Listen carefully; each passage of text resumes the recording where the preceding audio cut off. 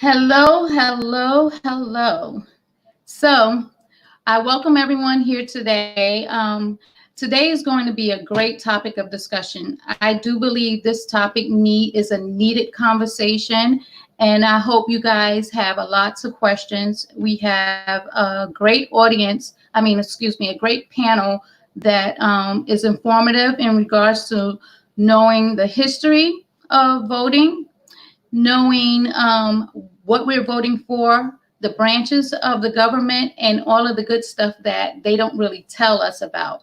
So, with that being said, I'm going to first go ahead and bring in Vanessa Abernathy, who is a activist in regarding voting, and she's going to help us understand the history of voting. And we're going to go on from there, and we're going to introduce our other panels as we have the conversation. So thank you again for joining us, and here we go. Hey there, Vanessa. Hello. And I thank you for joining our platform today to help us understand what's going on with how the history of voting and all the information that we would need as election time is coming up.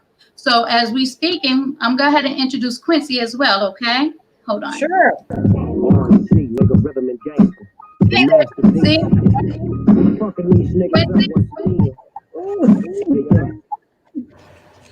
Hey, you brought in some music with you this time, huh? Can you hear us? Quincy? Okay. Can you hear me? Can you hear me? 1 minute. I think you have. Let me see. I think you. I'm going to go ahead and mute your mic until you. Okay. Okay. He's fixing his audio. We're going to go ahead and have Vanessa explain to us the history of voting, because a lot of times I think people are not understanding.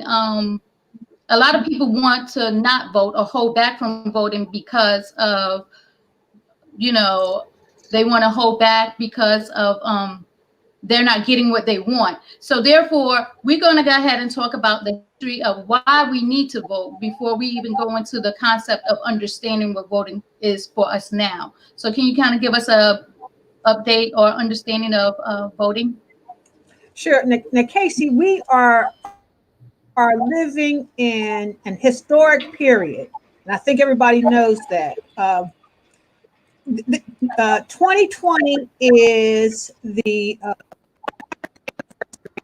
of the 19th Amendment, which gave women the right to vote. Right. And I believe they were talking in terms of the text in terms of Texas and the Emancipation Proclamation, and how it took the Union soldiers 2 years to get to Texas to let African Americans know that they were free. Mm-hmm. And so, so again, here we are, 2020, and we've got marches and talking about police brutality. Now, when you think about our struggle, because we've been struggling ever since we landed on these shores, we've been going through one by one, trying to get totally enfranchised as true, wholesome American citizens. We've gone through the whole thing with Reconstruction.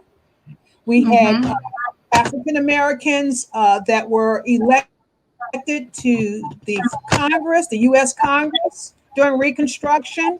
And then, post-Reconstruction meant Jim Crow and the disenfranchisement of Blacks. Right. Then we went to 1954, 1956, the civil rights period, the equal housing period. 1964 was the voting rights period. So, again, we tried to get equal housing, brown Brown versus the Board of Education, Plessy versus Ferguson. We've been using them to get our rights. And now here we are at this juncture. Now we have been going through the criminal justice system and being discriminated against for decades. Mhm. In fact, I was just watching a video that talked about we used to call them, when I was a kid, we used to call them chain gangs. They used to have the prisoners out, on this, doing the work in the fields and whatever, and they weren't getting paid. So now here we are, the 21st century, and the year is 2020, and we are challenging the criminal justice system.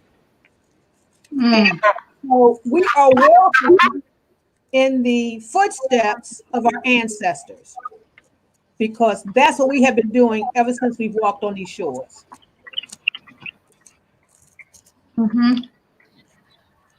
So with that being said, now we're into 2020, like you stated. One, we're celebrating 100 years of women being able to vote. Is that correct?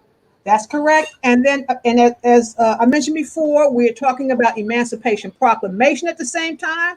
If you remember, there was the 1619 Project, which was all about 400 years of the African Americans being on these shores. So there have been little milestones along the way. Okay. And so now that we're here, I think what we need to inform, because I'm going to say, honestly, I posted on our page, our discussion log, about politics to see, we have 400 plus members, and every topic that we post, we have a lot of feedback going on. But this happened to be one of the questions that was posted that nobody touched.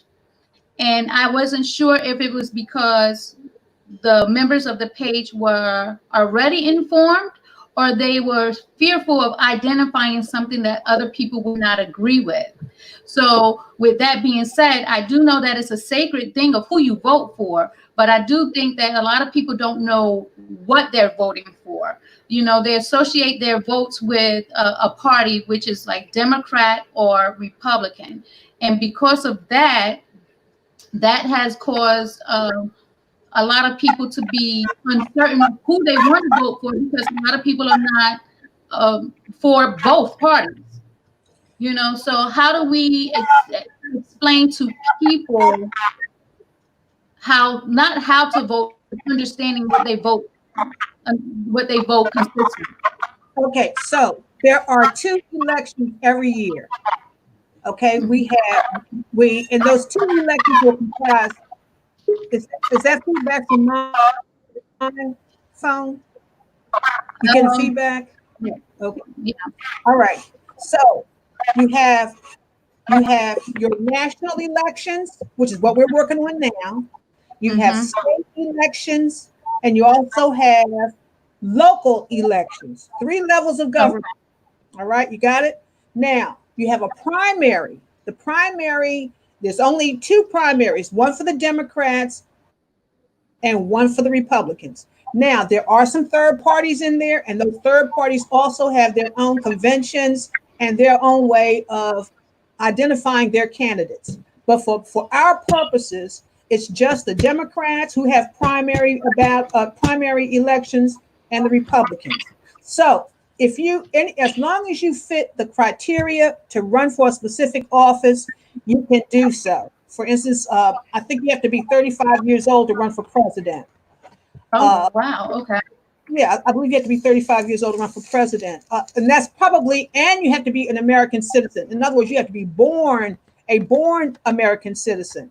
That's why there was so much controversy about where was Barack Obama born, and he had to pull out his certificate, his birth certificate, because again, you have to be a natural born American citizen to be president.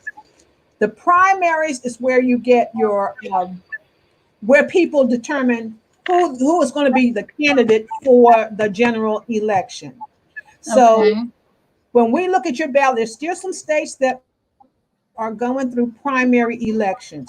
So when they get their ballots on top of the we call it top of the ticket, you're going to probably have Joe Biden. You're going to probably have Kamala Harris, Amy Klobuchar, Elizabeth Warren. All of those guys are probably still on that primary ballot because again, it's the primary. It's when we as Democrats determine who we want to represent us in the general election. The same thing is true for the Senate, the House of Representatives, and all the way down. We call it up and down the ballot. All right. You got folk running in the primaries for governor. You may have 2 or 3 people in your party that are running for governor. The same thing is true for the state Senate, the state House. And then you get down to the mayors, and you might have 3 or 4 people running for mayor. Again, based upon your party, Democrats or Republicans. And once that primary balloting has been completed, at that point, you have your full slate of candidates that are running. You with me there? Right. And now, here's a question that I think a lot of people, because everybody assumed that being that all of the presidential candidates have dropped out, leaving Obama. So when they have all of those other people on the ballot, you know, some people may think that they just need to go ahead and vote for Biden because he's the only running candidate at the moment. Is that accurate? Well, no, not necessarily. Let's say it this way. You still have a choice because we have not gone to the convention yet. And so, you know, you still might, even they called Joe Biden the presumptive candidate for the Democratic Party because he's gotten so many votes. But, you know, when you go to the convention, those people that still have delegates, because, you know, each of the states elect delegates based upon the number of votes the candidates got. So, for instance, Kamala Harris probably has tons of votes from California. So when she gets into the Democratic convention, she has an option of holding on to her votes, you know, or letting them go. Right. And sometimes it depends upon the politics and the optics. And then that, you know, it's just like a soap opera. It is a soap opera. Yeah. So basically, their votes, even though they're not the main candidate, their votes count, identifying them as being a part of the cabinet for the Democratic Party. Well, at some point, so there's elected officials and appointed officials, and there is a cabinet, and then there are embassies and all types of appointees that run the government. In addition to that, now we've been talking about the president, vice president, and we've talked about elected positions, but there's also appointed positions such as judges. At the federal level, judges are appointed. So when we talk about what happens to all those other candidates that lost, they have other opportunities where they can be plugged into the federal or state government. Or they can go ahead and wait till the next year and run again for something else. Or they could wait 4 years and run again for president. So those are the options that they have based on the votes that they accumulated. Well, it's more than just votes. It's your background and your drive. In terms of the election, to this year's election, you can go into the convention with your votes, and you can make coalitions, etc. And at some point, you know, because a lot of these guys, it's what they call, a lot of these guys have been vetted. You know, the vetted means that they've looked at your background. Everybody's gone through your history. They know your biography. and they know what you're able to do because you've been on that campaign trail for so long. You've gotten used to public speaking and interacting with folks. So there's some opportunities there. Like for instance, in the cabinet, you have Secretary of Health and Human Services. You have Secretary of Education. You have the Secretary of State. You have ambassadorships for each of the countries. You have a representative to the United Nations. I mean, there's so many different parts of the federal government. And the same thing is true on the state level. You have a governor, and so, you run, and then of course the governor develops his own cabinet. Okay. So there's so many opportunities. Okay.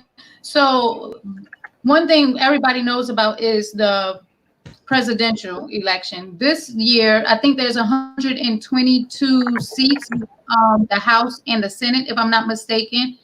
So there are 50 states. There are 200 seats in the Senate.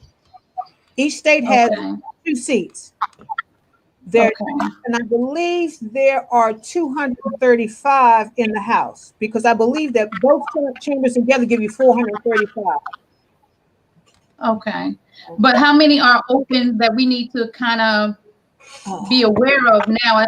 I thought it was 122, but it may be different. Quincy, are you familiar with how many seats are open?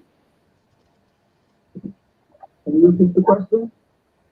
I said, are you familiar with how many seats are open regarding the House and the Senate? Is it 122, 122? I believe it is 122.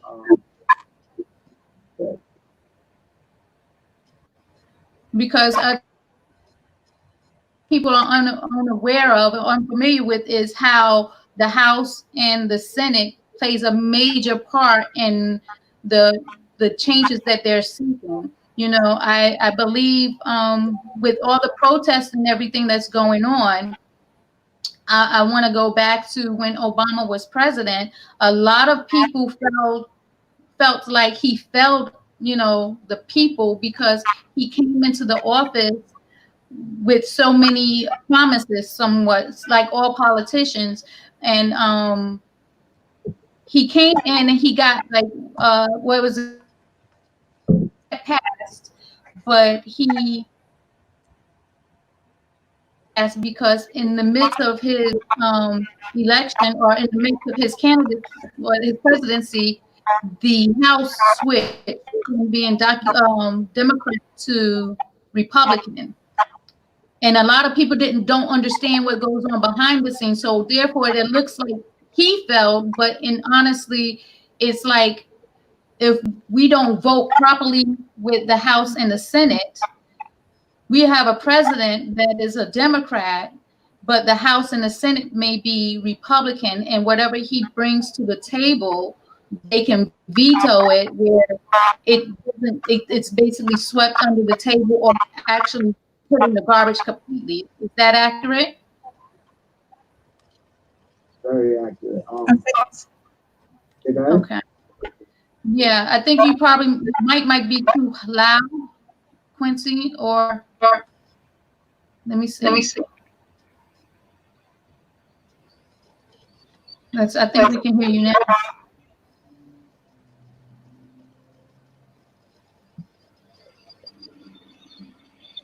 Quincy, can you hear me?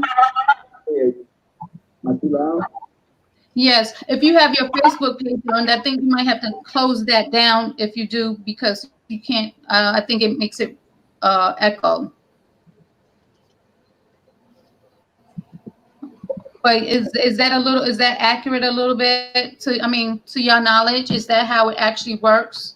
Or could you explain to our viewers on the importance of House and what represent, also the importance of states and what they represent? Because I think Tuesday we have 6 states that are up for the primaries.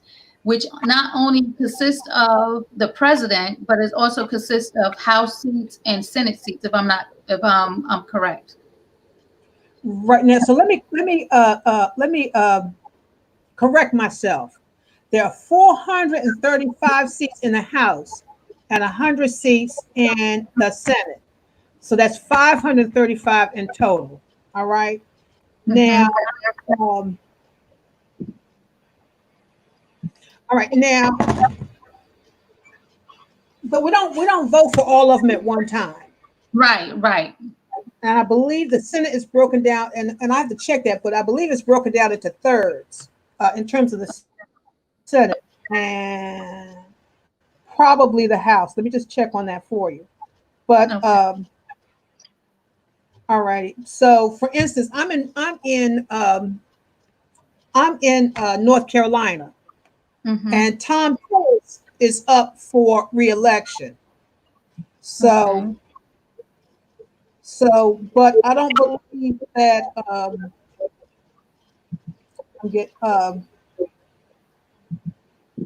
want to call him Hudson. I don't believe our other senator is up yet, but he has already decided he's not going to run again. Okay. That's like here in Virginia. I think Tim,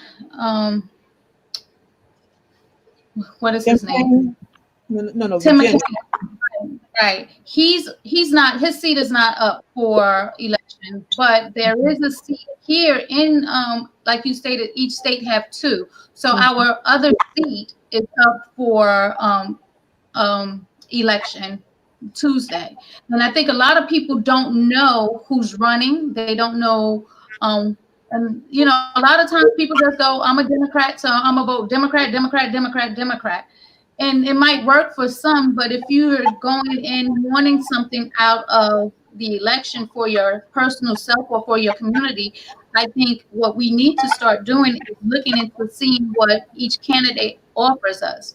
Today, I actually I pulled up the Justice Act or the Justice Bill. Although it's like over 1,000 things that they're offering on there, there is one thing that I was looking into where it was the qualified immunity, that they're trying to abolish it. And a lot of people don't even realize what that actually consists of or what that means.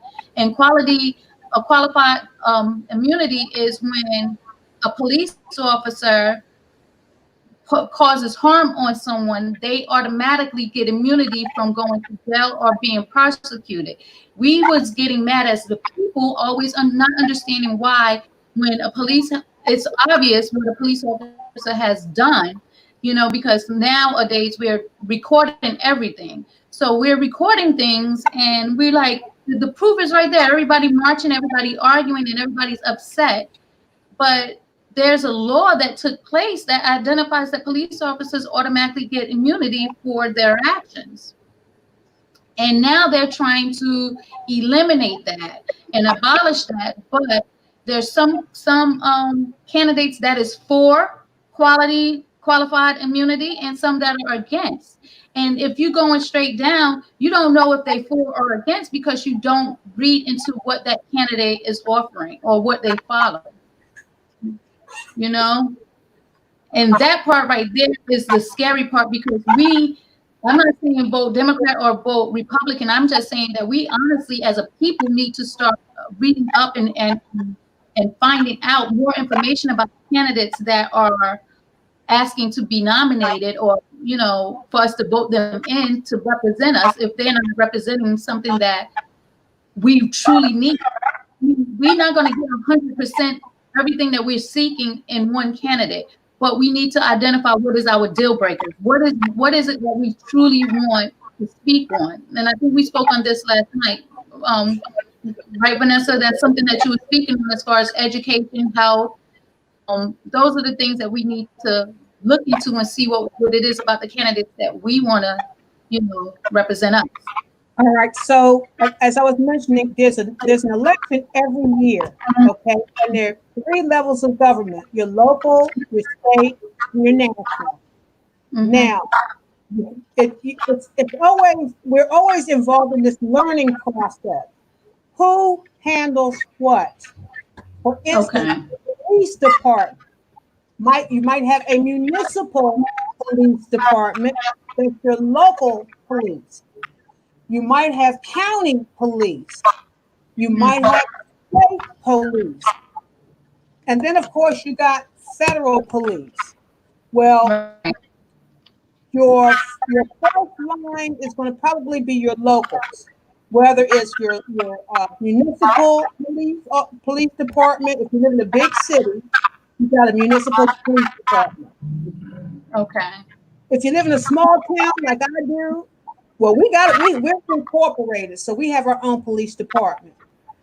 And then you also have counties. But so you have to figure out who is responsible for your local police department, the one that directly impacts you on a daily basis. And Right. then you have to determine who's responsible for that, and elect the people that are of like mind, aim, and purpose as you.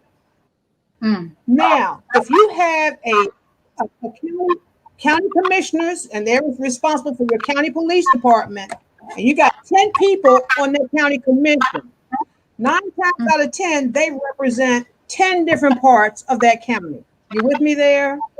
So each part of that county, the people that live in that county have a responsibility to make sure whoever they're electing thinks the same way they do. So that when they all come together, when all your county commissioners come together, then you at least know whether you have enough votes to make a difference. And that's why it's important for everybody to register and vote. Okay. Am I right, Quinn?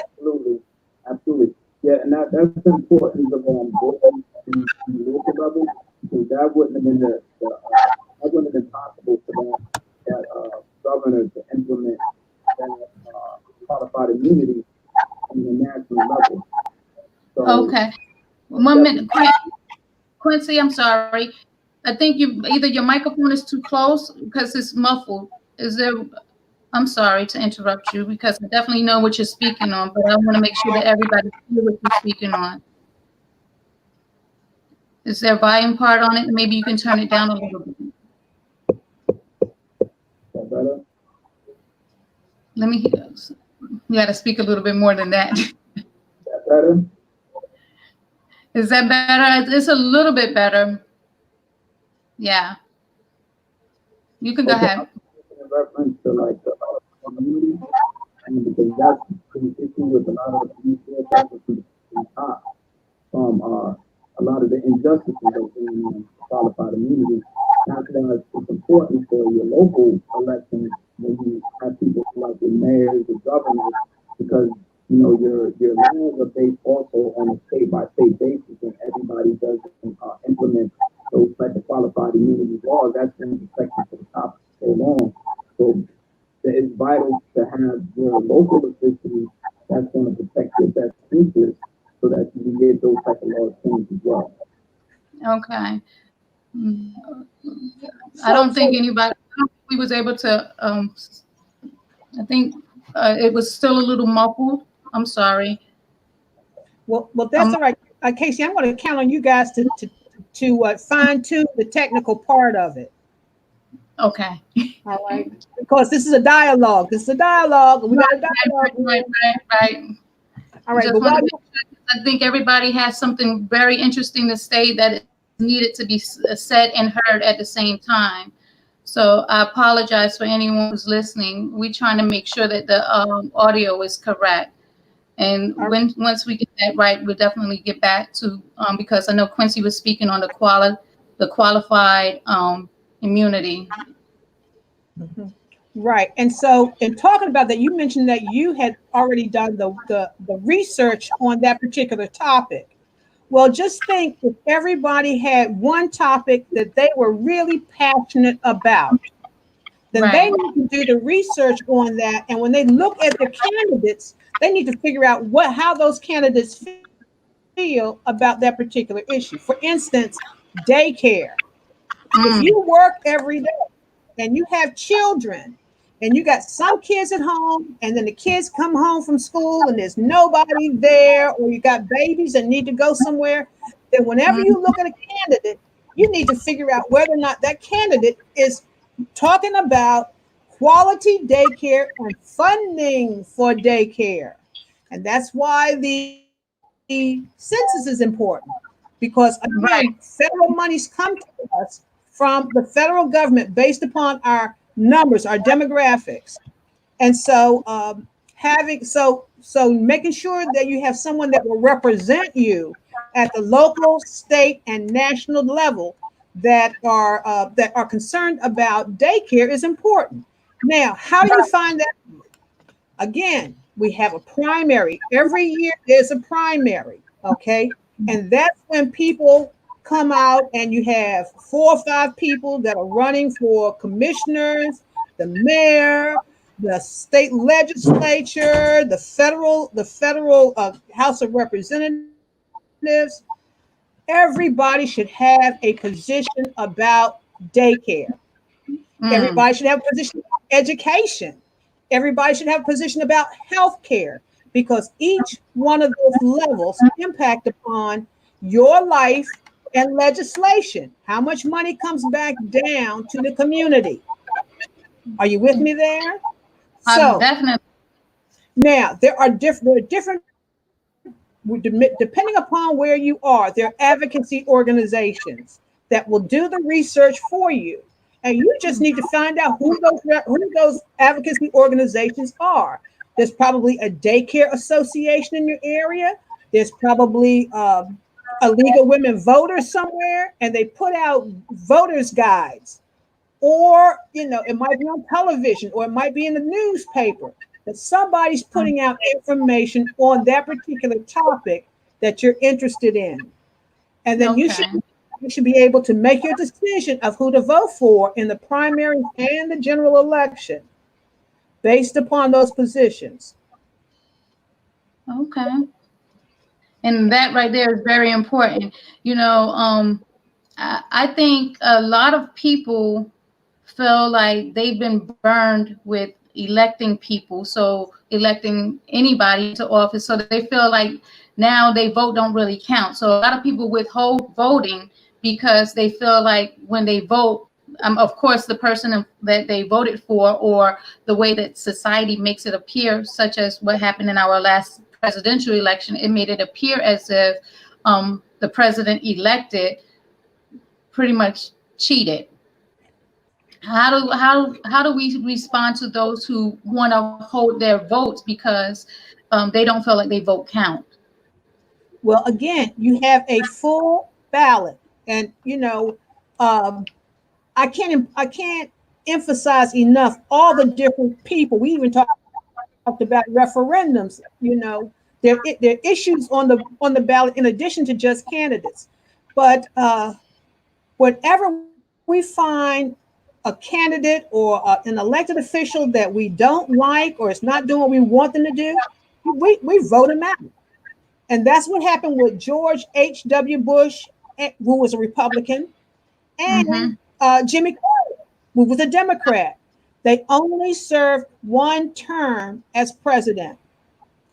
And then, of course, after Jimmy Carter served, I believe George H.W. Bush became the president. And then he got booted out. Let me see. I think that's how, when he got booted out.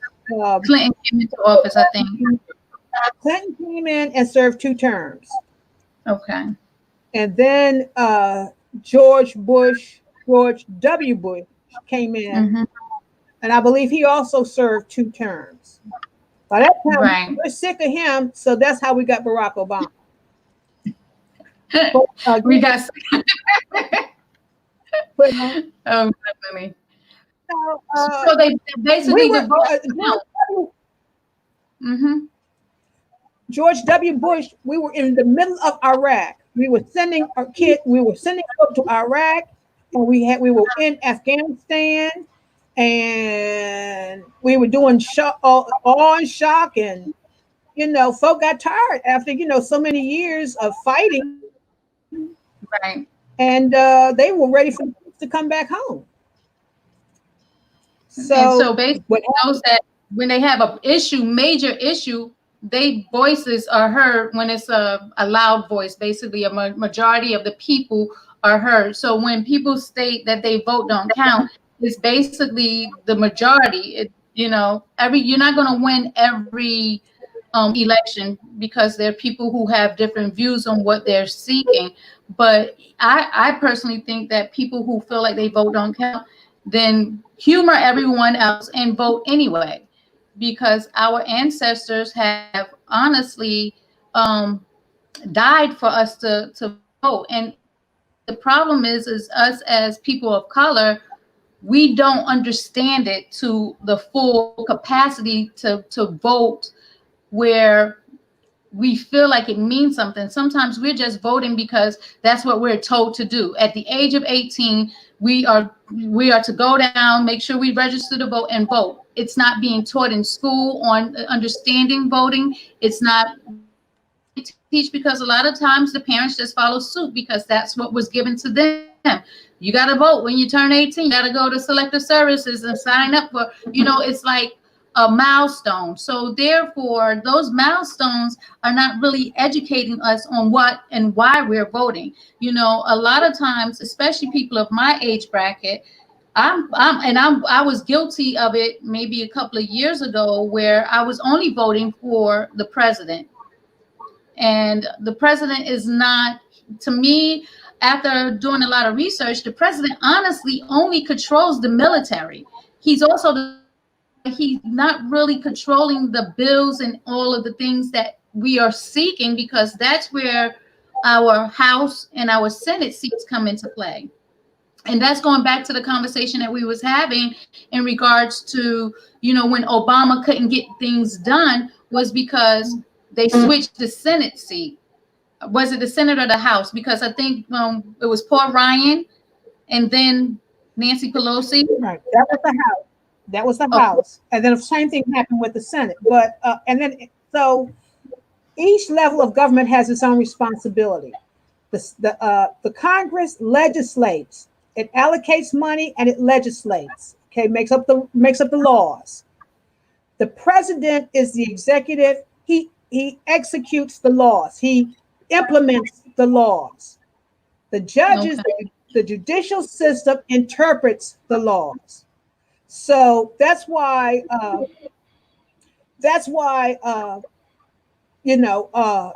Donald Trump is doing so many crazy things, because he has all those secretaries of education, the military, just like you mentioned before, Health and Human Services. So he controls all of those secretaries, he has to execute the laws. So when we talk about, for instance, when we talk about the environment, there's been a lot of discussion about the environment. Well, he put someone in there that may or may not like a specific law, so he issued an executive order and cuts the law. So, so it's, and then, Congress has got to go back and redo the law, and they got to fight about it. So people get a little frustrated about that. And let me just also mention that as we get older and mature, sometimes it's just like a marriage. You get a little frustrated here, you get a little frustrated there, but at some point, you got to come back and you got to take care of business. The older you get, the more, and the more you find that that's important for you. For instance, if our younger people talk to their grandparents will tell you a whole lot of stuff that went on when they were young, and who they voted for, and why they voted for, and how they voted. So we're talking about using computers now for balloting. One of the major issues today in terms of balloting is mail-in ballots. Oh, that is a major issue. Major issue, mail-in ballots, because as a result of the coronavirus, we're not sure we're going to be able to get to the polls. But if you notice down there in Georgia, they had tons and tons of lines all over the place. Because we knew how important this election is. Right. So, there's discussions all over the place. Right. I know I have a house full of young people and they bring stuff to my attention that I'm unaware of because I don't I'm not that much involved, but I do research it if it comes to my attention. And my daughter had brought up something that she had been reading up on where the the federal is not supporting the post office. So the post office is running out of money, which places fear for the mail-in ballots, because if the post office is firing and not having enough money, will they obtain the ballots in a timely frame, because I think she stated that one state recently found a whole bunch of ballots that was not ever delivered or accounted for.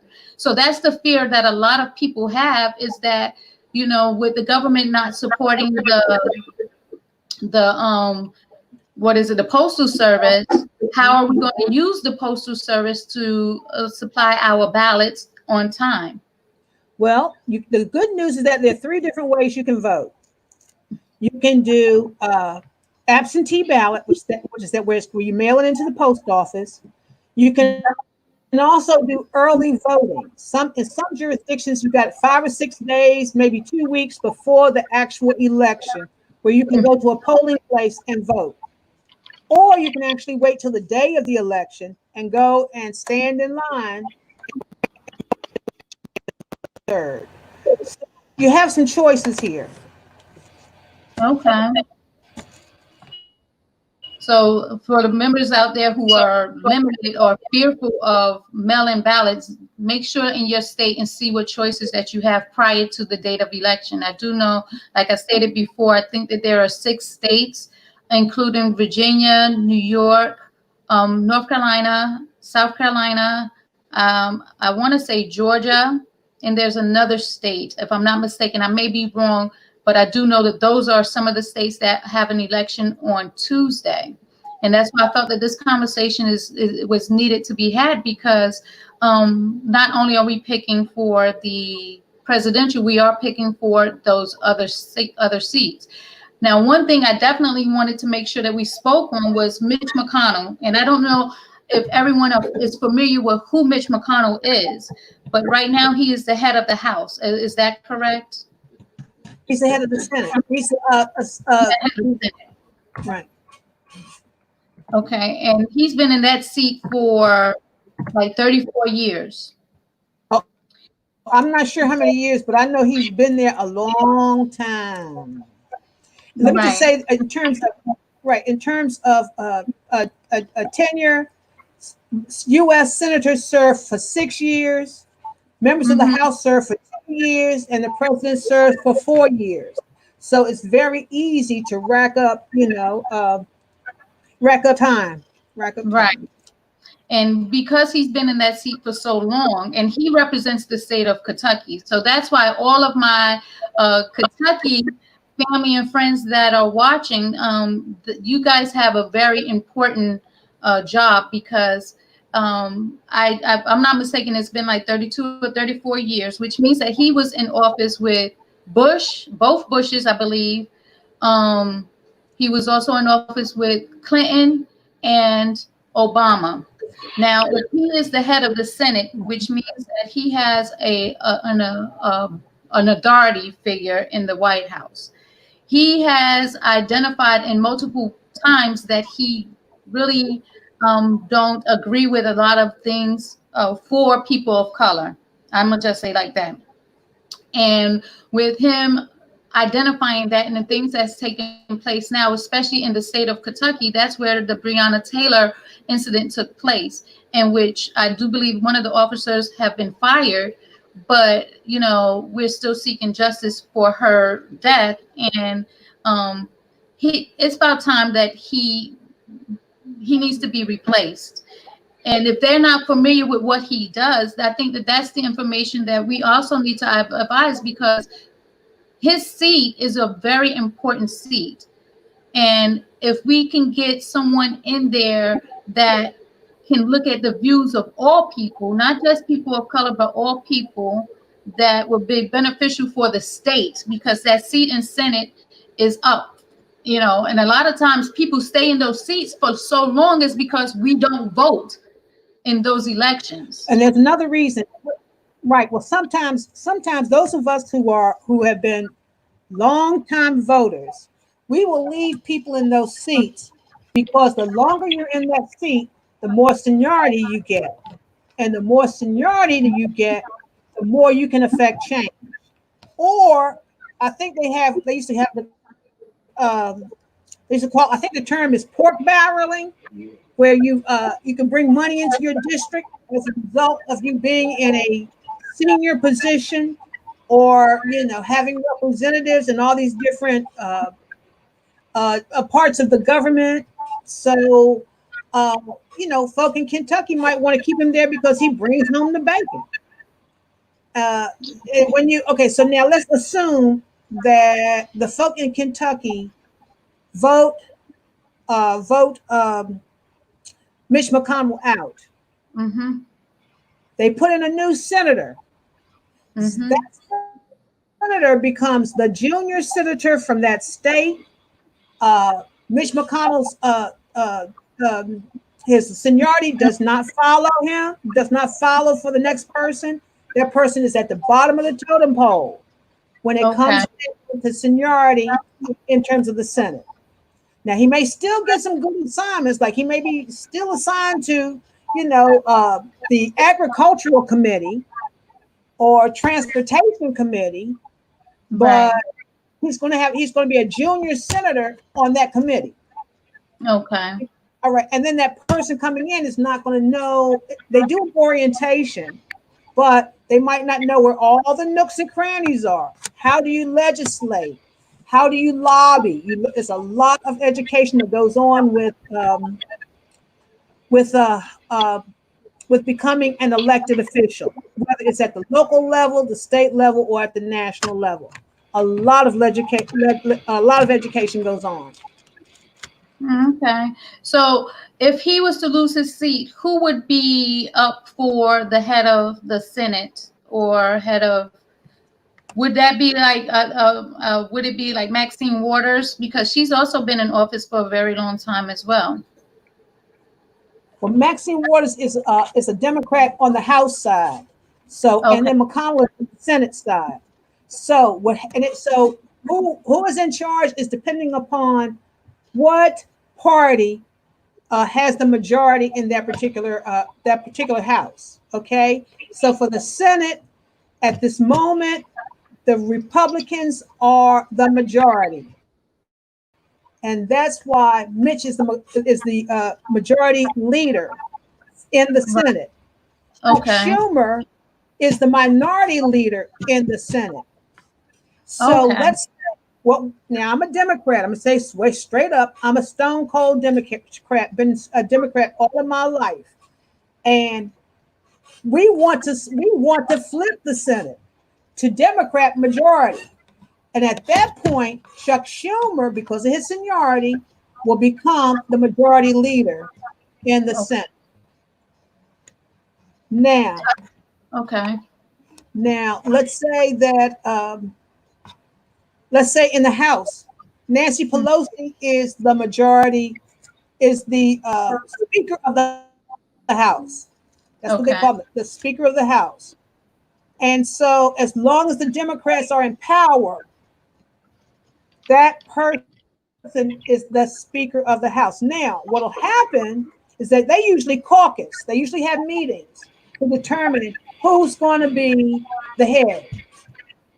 Okay. So, the last election,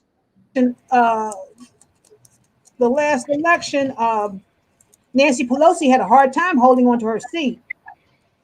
So, because there's so many folks that have got seniority. Right. So we'll see.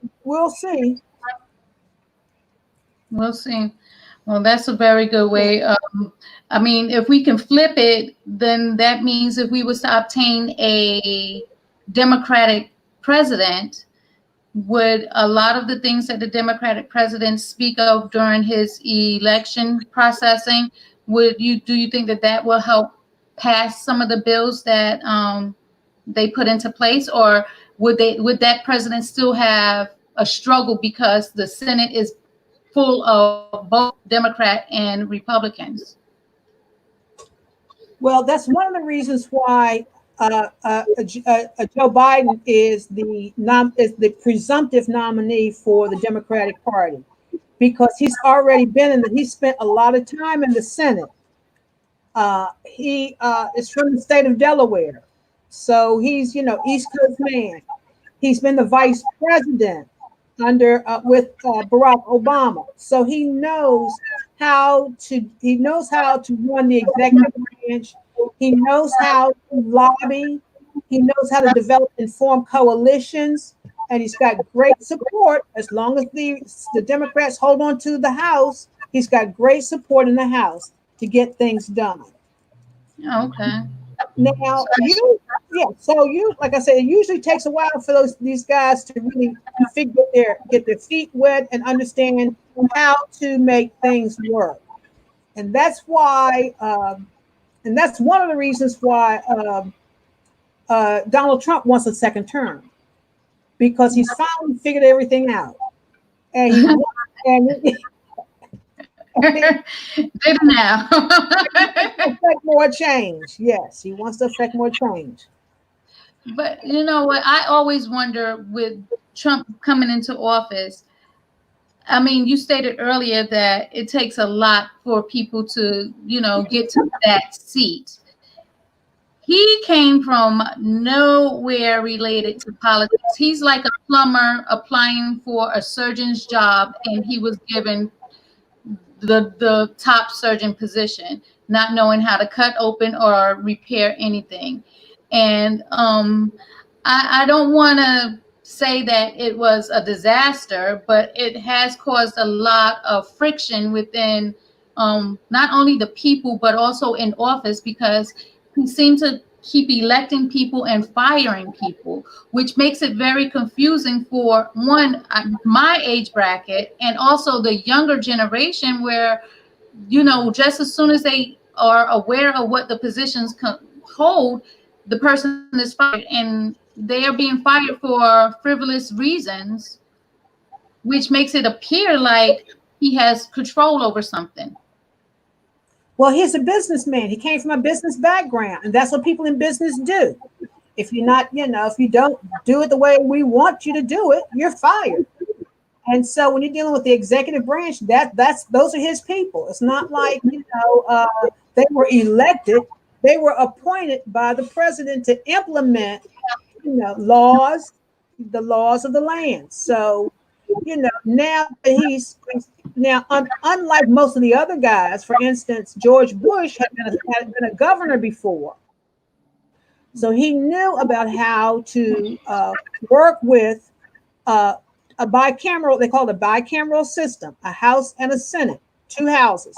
So he already knew how to work with them. He already knew how to run a government. Now, Barack Obama had been a state senator, so he knew about state senator. He had been a community organizer, so he knew about how to develop a consensus in the community. He then went to the U.S. Senate, and he learned about the senators, and of course, he learned about members of the House and how to negotiate deals, or how to work with other elected officials. So he had some background in government, whereas Donald Trump came straight from the business world. He had Trump real estate. He owned casinos. I mean, yeah. And I guess it felt like the government can be, managed like a business, but of course it takes a little bit more. Like you said, he's probably just now learning. So what do you think the next 4 years would look like if Donald Trump remained president?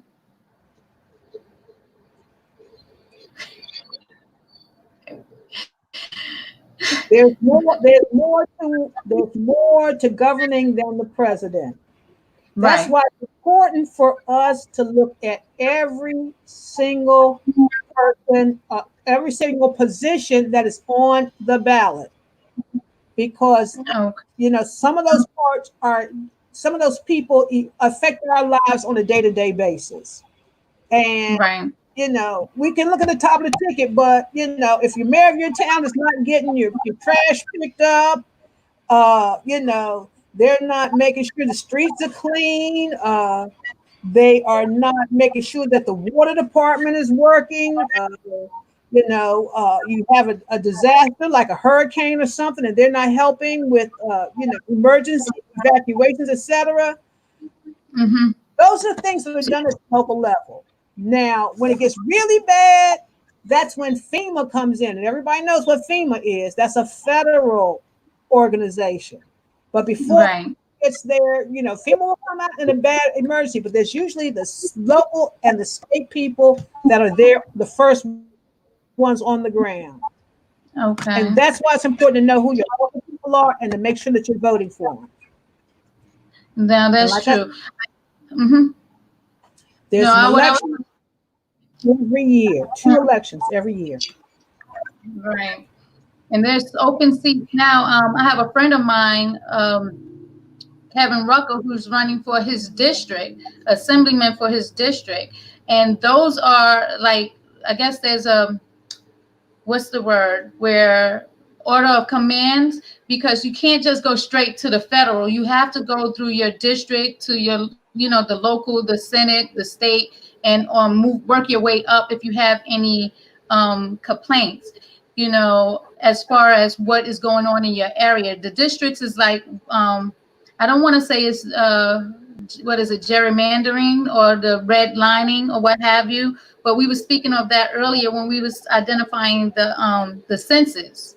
So when they do the census part, and if here's one thing I do know about the census. I want to just say this. A lot of people was fearful of doing the census because they feel like the government is trying to see who's in their house, and that the government is going to come to their house and take over their house or tell them what to do with their house. So a lot of people refuse to do the census because they think the government's being nosy.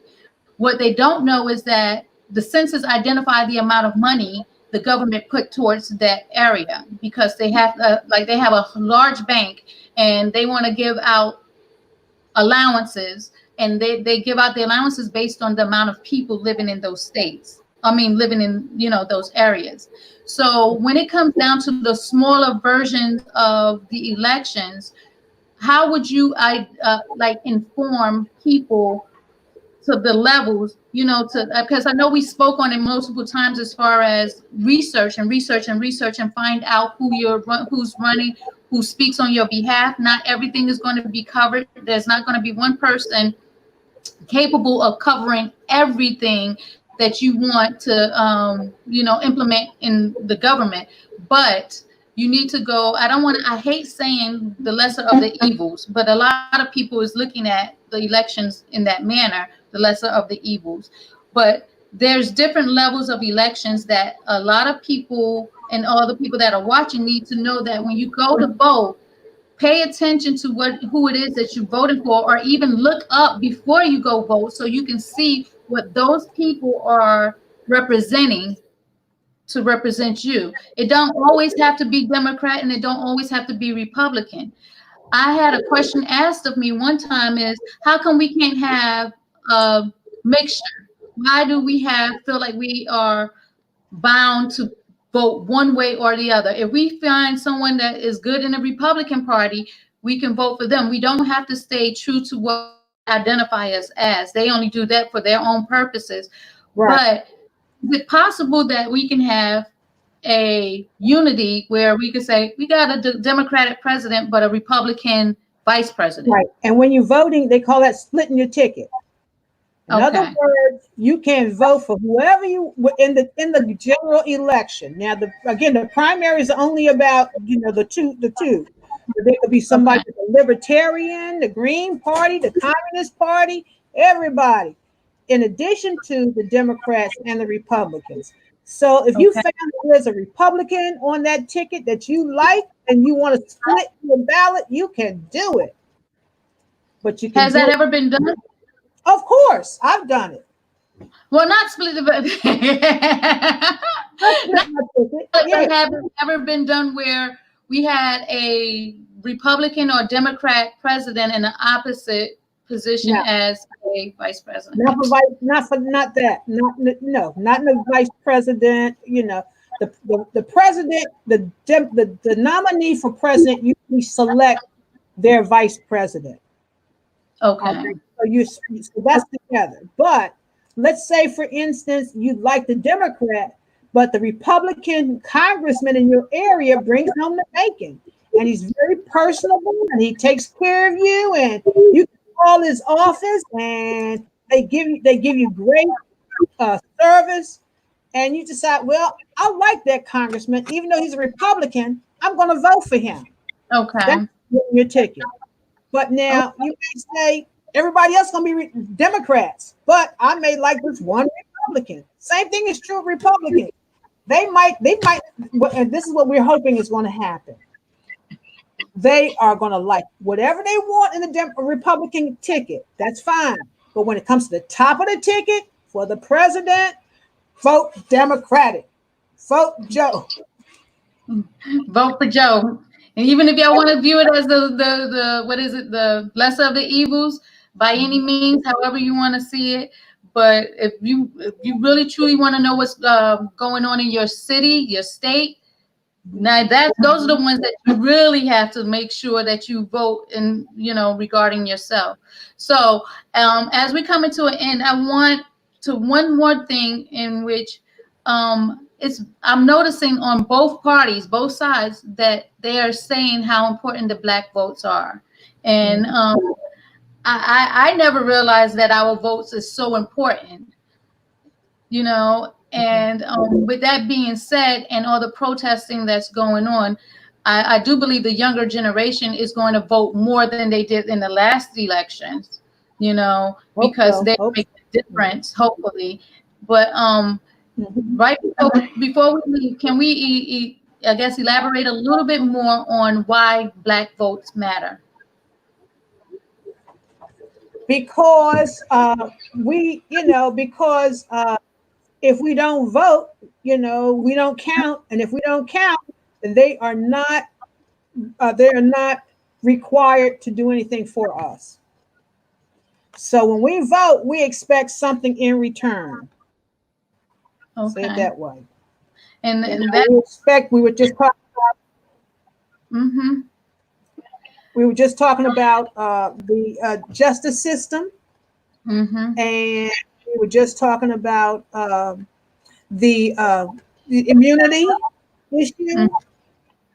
So we want them to speak to that issue. I was talking about daycare, education, health. We just, we get torn up with the healthcare system. I mean, all these issues that we're facing, there's elected officials that have to speak to them. Okay. And like I said, if we don't vote, we don't count. And that's right. If you don't vote, you don't count. So we're going to go ahead and end this today. And we may bring in right before the elections in November to recap on a lot of things that we're speaking on, and also what takes place now that certain seats have been nominated, or, even people remove Mitch McConnell out of their positions, and we can look into seeing what we can look forward to in our future, because I do believe that change is actually is coming because of what's going on now. But to educate ourselves, each one teaches one. I do believe that this was a necessary conversation. I apologize. Quincy apologizes as well that his volume, because he really did have a lot to say. And he will be back with us when we speak on the voting and elections once again. And Vanessa, you are, oh my God, a wealth of knowledge. And I thank you for being here today. And guys, I just want to say thank you for listening to us and inquiring and speaking your truth, because that's what we are. We're the naked truth. So yeah, have a good day. Bye. Okay.